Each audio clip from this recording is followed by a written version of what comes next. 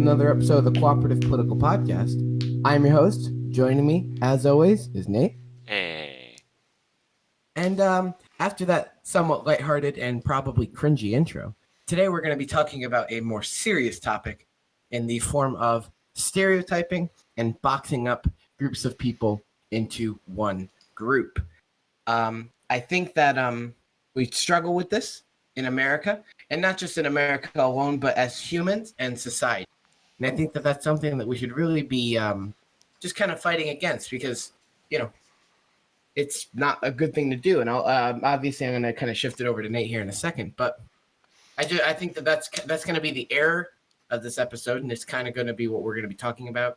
And it might look like a smaller topic at first, but it's really a serious problem. So Nate, take it away.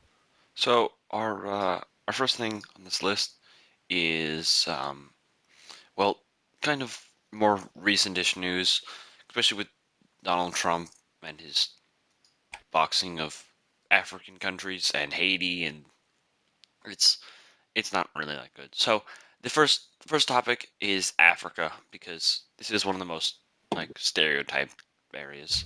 Mm-hmm. I've personally been to South Africa, and while I may admit it is probably one of the most richest of the and more technologically advanced of the African countries, Africa itself is nowhere near the mud hut and people living with loincloths in the middle of the Sahara as you would think it is.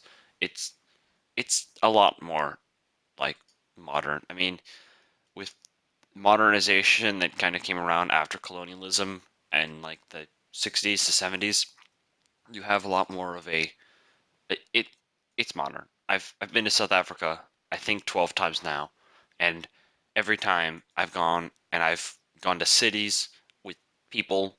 I've gone and seen businesses. I visited a business. My uncle works there, so it it's definitely kind of not the stereotype.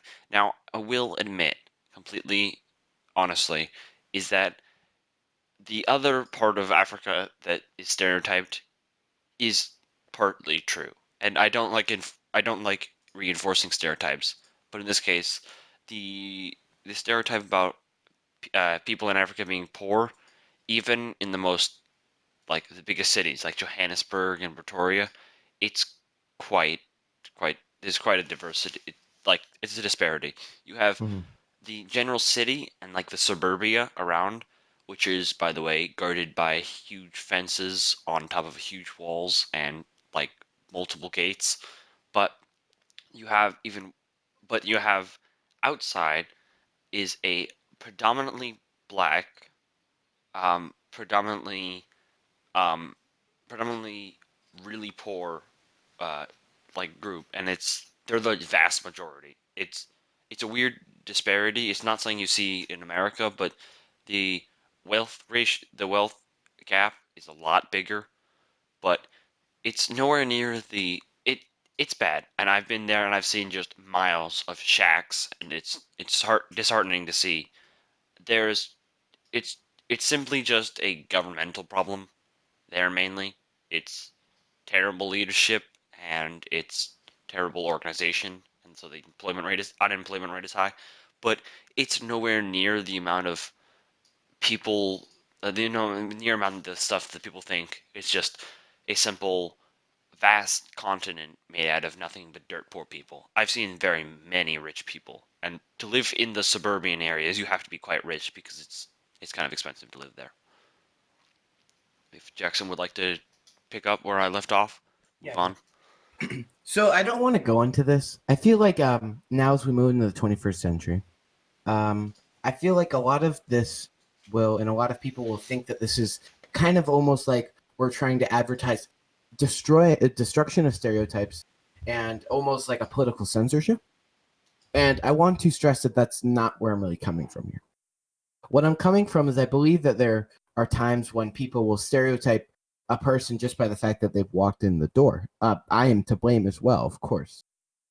And, we truly are never going to know exactly what's going on in that person's head. And I think that we can be quick to, assume everything about a person's life just because of where they've come from, or just because of their background. And I think that as a society, we should be moving away from that. Obviously, there are some stereotypes that are true, but that doesn't necessarily mean that we should use them. And as we go into something like the illegal immigrant stereotypes, and that the illegal immigrants coming over from Mexico are just here to kill, rape, pillage, and steal our jobs. Now, of course, there is an air of that. There is a percentage of that is true. But the we vast majority is not.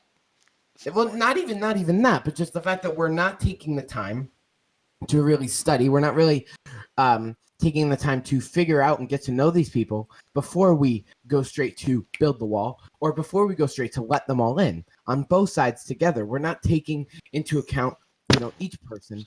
And when we group, and of course, grouping people up is necessary. There are times like you cannot just talk about a country and go through each. Oh, I know Bill and I know Bob, and that like you can't.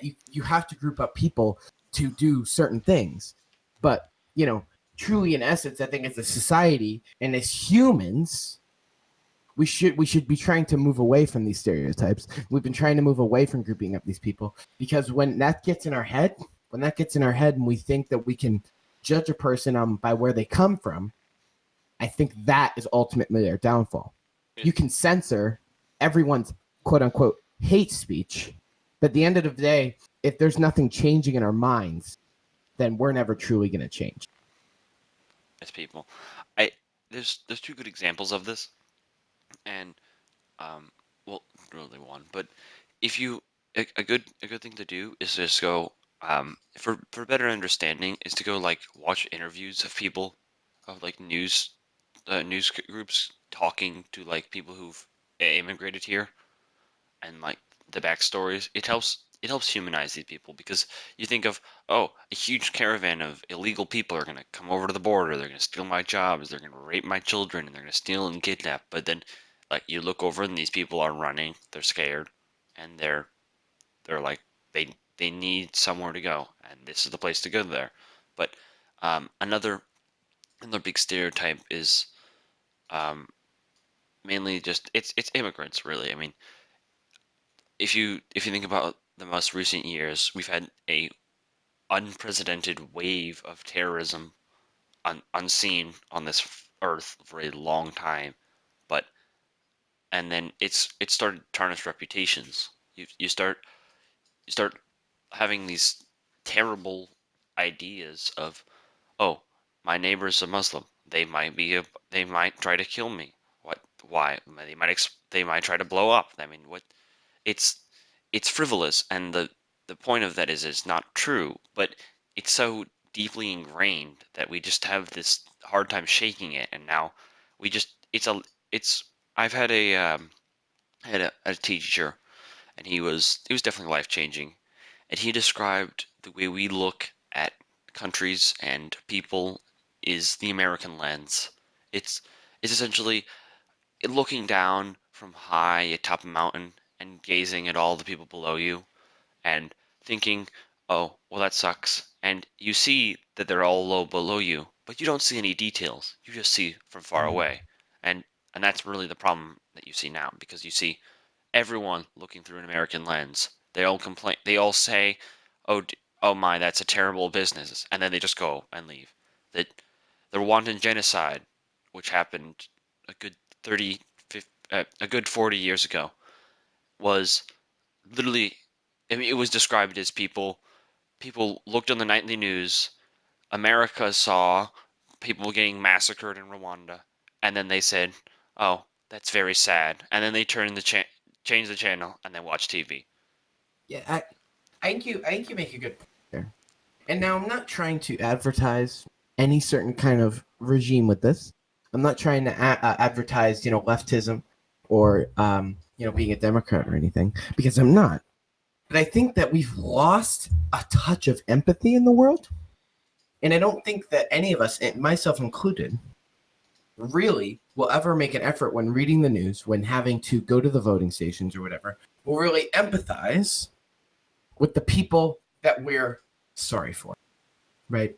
Obviously, you'll see the thoughts and prayers whenever a mass shooting is happening, and as that is a good idea, And as that is, very, thought provoking, I think that we've lost that touch. And I don't even know if we've ever had that touch of empathy.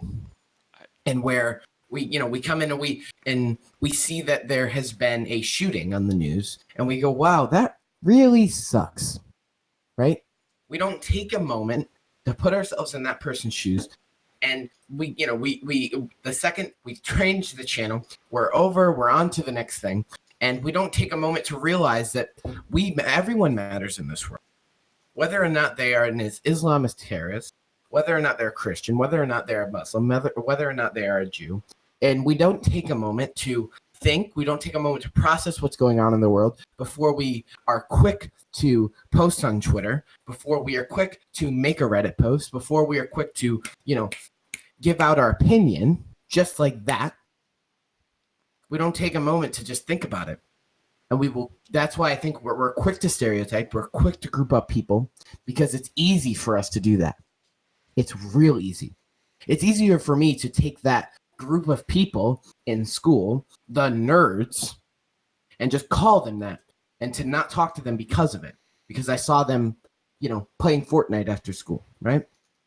It's easy for me to do that, but I don't take the moment to go over and talk to them. I don't take a moment to go and see what's going on in their lives, but instead I choose to group them up. And I don't think that is the way of doing things anymore. I'm definitely as guilty. I mean, I'll have moments where I'm just simply I'll be in the school and I'll go like bathroom or something and be those what I think are the edgy kids. They're like the kids just sitting there vaping in the bathroom, and it's like, oh, well, they don't really have anything going for them anymore. I mean, they're just sitting there just vaping in the bathroom. So I mean, how much can they amount to? But I mean, I don't know any of them. I don't, and I don't even want to know any of them, and that's even worse because I mean, you at least, Jackson, you kind of take the time to think, and you should go talk to them. But I've just gotten like, now I'm like, okay, they're there, that's it, and that's all I care about, and then I just move on. I don't actually even go to talk to someone. So yeah, no, I'm in no way. Of course I'm guilty of this. I'm just now been thinking about it recently, and the fact that this has just been a trend, and that's why originally we were supposed to talk about vaccines this week, but I don't think that at the point of where we are right now, at the point of how the world is progressing, I don't think that is a good call. I don't think that is the right call. I think that the right call now, more than ever, whether or not who's in president, whether or not who's coming over the border, is that we should be taking this as, instead of a political standpoint, instead of an opinion-based standpoint, we should taking it as a human standpoint. There are people in that caravan that should be seeking asylum, but they're not. They're just trying to come over, right? There are people in that caravan, that migrant caravan, that are bad and that are coming over here to do no good. We don't know. We don't know. We don't know the people, and that's why there is importance in the world of grouping up people. But I think that we use stereotypes and we use grouping up people as a shield so that we don't have to ever truly do anything, and that we don't have to take a moment to think about what's going on in our world, and we don't have to take a moment to think about the people that we're associating ourselves with. But if we can just group them up, then we can save that problem for later. It's actually right? If we just take all of the Eastern European areas and just call them the Slavs, we won't have to deal with that anymore. We can make a funny joke on Instagram about some Russian, right? We can make that joke, and of course that's your right to make that joke.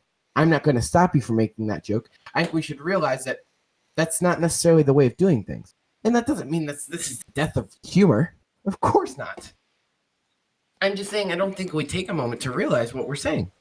And I don't think we take the moment to realize that our words have consequences. And I think that, when we stereotype something, it leaves us in a realm of not knowing what's going on. We're not truly knowing. None of us truly know, myself included, what's going on in that caravan. Or none of us truly know what's going on in the Middle East, in Syria, because we're not there. So, of course, our natural response is to group those people up so that we don't have to worry about it anymore. Because once we group up everyone in the Middle East as the Islamists trying to cross over into Europe, then that's that's a problem that we can handle, that we can process. And I can't blame any of you. I'm not going to blame any of you for stereotyping. Because it'd be hypocritical. We do it all Exactly, the it'd be hypocritical. No. I think one of the biggest points of consequence via words is UN meetings, and I say that as in the fact that throughout history now there have been, I think, about 20 more genocides, at least past World War II, and the UN, multiple on every occasion, has gone before hundreds of other countries. Most of them are superpowers, have the ability to deal with this, intervene, and they go and say this is an act of violence, unprecedented on the entire earth, and that's it. They never use the word genocide, and you want to know why? Because if they use the word genocide, they'd have to intervene, but they don't want to, and that's disturbing. Yeah. The council that's literally created to keep peace around the world doesn't do anything when people are getting slaughtered for no reason. No, yeah. Think the Americans right now don't really know what it is like to be in a genocide. So we say, this sucks. And we say, thoughts and prayers sending your way. But we're not a people of action anymore. Our action now is to go out and protest.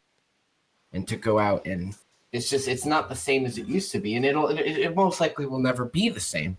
We've gone into a new age of post-industrialization, and the world is different now. And the US is different now. Europe is different now. And I just think that, our actions have reflected that. We can look back and see that stereotyping hasn't worked, right? Putting a whole group of blacks and just calling them the slaves does not work, right? Taking a whole group of people and calling them Jews just simply because one of them did something wrong is not a reason to exterminate them, as Adolf Hitler thought, right? It's like, and we use group. Yeah. it's like calling Muslims ISIS. That's just no. Just Of course, there are Muslims that have affiliated themselves with ISIS. But that's a small minority in the 3 billion people who are Muslim. That's Hey, there's Muslims that are coming to destroy, but that doesn't mean that we take those few in the minority and we project it over the majority. I'm not saying that there isn't a refugee crisis in Europe right now. I'm not saying that migrant caravan is good, right? I'm not saying any of that. I'm just saying that I don't think as humans we take a moment to think about it anymore. I think as humans we are quick to make that a problem instead of wanting to fix it. I think if we did take a little bit of time to think about the life of other people that we're currently hanging in the balance, I think foreign policy would be a lot more different. But it's not, and nowadays it's you aren't worthy of this country, which is kind of ironic because that's kind of how America got started. But it's I mean, you have bans on entire countries just because mainly they contain not minorities, a whiff of extremism, and boom, the entire country now isn't allowed here, which is insane. I mean, anyone should be able to come here, but now we've ostracized the majority by example of the minority. Well, truly, you made a good point. But I don't believe that foreign policy will ever really do anything about this. I don't think a government, and that's why we look at the same thing with just the whole idea of censoring hate speech nowadays. That's never, ever going to stop. And we can look back into history and we can realize where this is. For easy sake, look at the Prohibition, which did not work. Right? The government took something away from the people as they believed it was the right thing to do. And so people then started acting in secret. And it takes, our minds have to change before we as a society change. It has to start, someone has to start something. And the government is not the people to do it. And government power isn't ever going to be able to reign supreme. And it shouldn't reign supreme. It's currently looking kind of grim for the most part because as the midterm elections kind of draw to a close, the problem is we have a Republican president and we have a Democratic led we have a Mm, Democratic led I think House of Reps or it might be Senate, but yep. we have to get it, and it's Republican and Democrat now, so we're not going to get anything done because someone's going to No. bring up a bill. It's going to go pass by the Republicans and get stopped by the Democrats. The Democrats are Yep. going to put up a bill and it's going to get vetoed by the Republicans. So it And in this era where we are one people that go with our opinions quick, right? And that may obviously I've done the same. I've done the same on this podcast. We're quick to just roll right with our opinions, as we should, right? We're quick to roll with our opinions, what we think is best, and that's how we stop thinking. That's how we stop changing. And I think that's. I don't think we focus on the day and we focus on the now and we focus on getting our schoolwork done, but we don't when it comes to politics, when it comes to our society, we don't think anymore. I don't think we're a key thinker, and that's where I think our solution comes into play, right? The way that we fix this is by putting our creating empathy again and thinking again. And this feels like a big conspiracy, right? And this feels like one of those wake up America podcasts, but it kind of is, right? We are yes, we're the ones, right? We're the ones that can make a change in everything. Us as a society is what has to move before anyone can do anything, right? Society wasn't about to stop drinking alcohol. And so when the government imposed that, it didn't stop anybody, we've right? had movements work before. I mean, we got a movement, ironically, to repeal the amendment for prohibition, and then Yep. we've had rights. We've had women being able to Oh vote yeah. because of large, widespread movement. We've had farther back slavery being repealed because enough people said no. They want it gone, and more recently we've had more rights for um, LGBTQ communities, and it's something. It shows that when America puts our minds to it, we can actually change something. It's happened before. It'll happen And, I'm- again. and, and I'm not saying that like the 11 followers of this podcast should go out and start a movement. But I'm saying that I just think as humans, we should start thinking about things a little bit differently than what we have. We're I don't think that we really take a thought anymore on things. Obviously, I focus on my schoolwork and stuff. I'm not saying that we're not thinking anymore. That would be a stupid assessment. But I just think that we like to skip over things quick, and this is a very um, lack of attention based era, and I don't think it has to be that way, right? And so that's kind of the whole solution, quote unquote, for this thing is that we just need to stop for a moment and think.